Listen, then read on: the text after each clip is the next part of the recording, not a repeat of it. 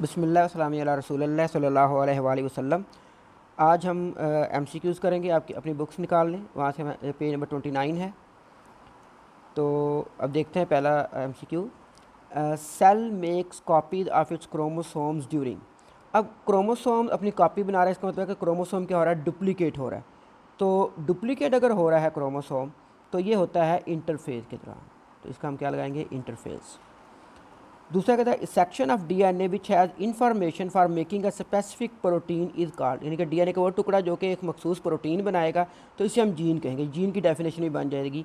अगर हम कहें कि जीन की डेफिनेशन बताएं तो अब ऐसे लिख सकते हैं, the section of DNA which has information for making a specific protein is called gene.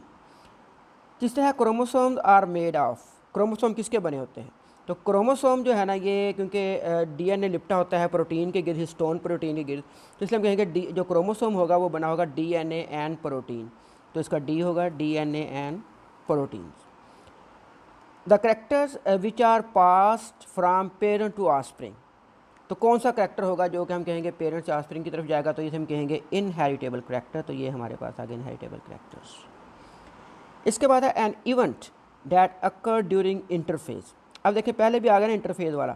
ये देखें, cell make copies of its chromosome during interphase. ये कॉपी का मतलब मैंने कहा था डुप्लीकेट होता है। अच्छा, यहाँ पे दोबारा उसी तरह का MCQs दोबारा यानी घुमा फिरा के दे रहा है। The event that occur during interphase. तो इंटरफेज के दौरान क्या होगा कि क्रोमोसोम क्या होगा, वो दुगना होगा, यानी कि duplication of chromosome. Reduction of chromosome take place during. तो ये क्योंकि दो तरह की म्योसिस डिवीजन होती है, म्योसिस 1 और म्योसिस 2, जिसे म्योटिक 1 है म्योटिक 2 कहते हैं। तो जो रिडक्शन होती है वो हमेशा की होती है म्योटिक 1 के, क्योंकि म्योटिक 2 जो है वो माइटोसिस की तरह है। In human sperm has 23 chromosome. Egg cell है, तो एग सेल क्या होगा, वो एक गैमिट है। स्पर्म भी क्या है, गैमिट है। तो गैमिट में हैप्लॉइड होते हैं। हैप्लॉइड का मतलब क्या है कि जो क्रोमोसोम की तादाद है वो क्या रह गई है, आधी रह गई है। तो ये क्या होगा, 23 chromosomes. Zygote is found by the female. अब जाइगोट कब बनता है, जब स्पर्म और एग मिलता है। कहाँ लिखा है, जो स्पर्म और एग मिलता है, D पार्ट में। तो sperm cells and egg cells की फ्यूजन से बनता है zygote. In human the eye colour is developed due to the effect of. तो ये हमारे पास आएगा जीन। ठीक है, हमने पढ़ा था ना जीन कि ये ब्राउन कलर असल में बनाता है। तो ब्राउन कलर की पिगमेंटेशन की डिफरेंस की वजह से हमारे कलर बनते हैं आइस के। आखिरी आ गया जी, which statement correct. DNA has instruction for making protein. तो बिल्कुल ठीक है, DNA ही बताता है कब प्रोटीन बननी है और कैसे बननी है। अच्छा जी, अब आ जाते हैं शॉर्ट क्वेश्चन की तरफ।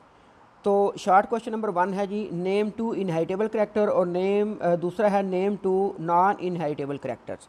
तो दोनों जो है ना, इसका जो जवाब है वो है जनाब पेज नंबर 25 के ऊपर, दोनों का ही। तो अब आप पेज नंबर 25 निकालें।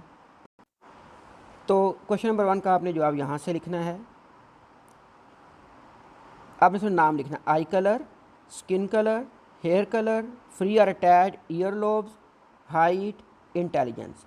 अब ये जो जवाब होगा ये किसका होगा जी, ये शॉर्ट क्वेश्चन नंबर 1 का होगा। ठीक है, अब आ जाते हैं शॉर्ट क्वेश्चन नंबर 2 की तरफ। अब हमने बताना था शॉर्ट क्वेश्चन नंबर 2 में कि नॉन इनहेरिटेबल जो है ना करेक्टर कौन से हैं।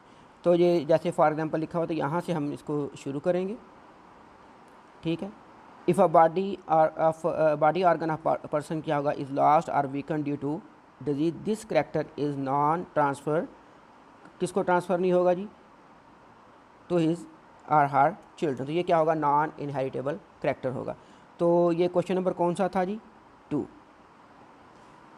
अच्छा जी, अब आगे question number 3, what is gene, और उसके बाद है डिफाइन हेरिडिटी।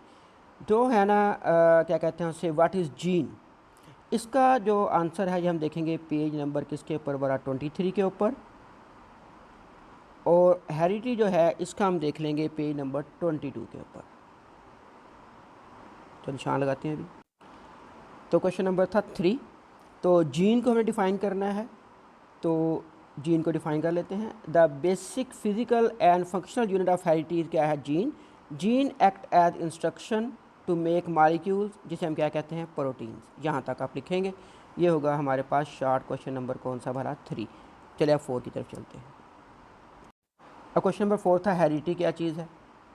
ठीक है, तो यहाँ से करेंगे 30 लाइन से, the transmission of characteristic from parents to offspring is called heredity. ठीक हो गया।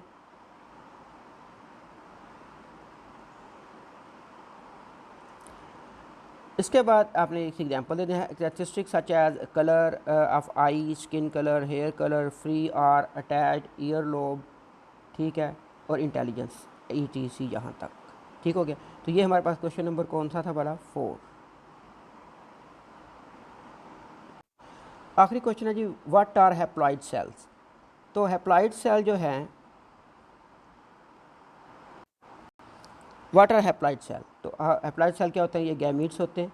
तो अब हम देख लेते हैं, इसका जवाब है पेज नंबर 25 के ऊपर। तो इसको आप यहाँ से शुरू करेंगे कि व्हेन एन ऑर्गेनिज्म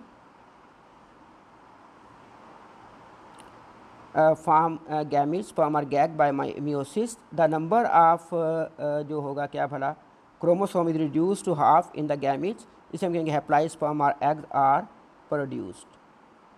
ठीक है, आगे आपने लिख देना है कि they are called haploid sales.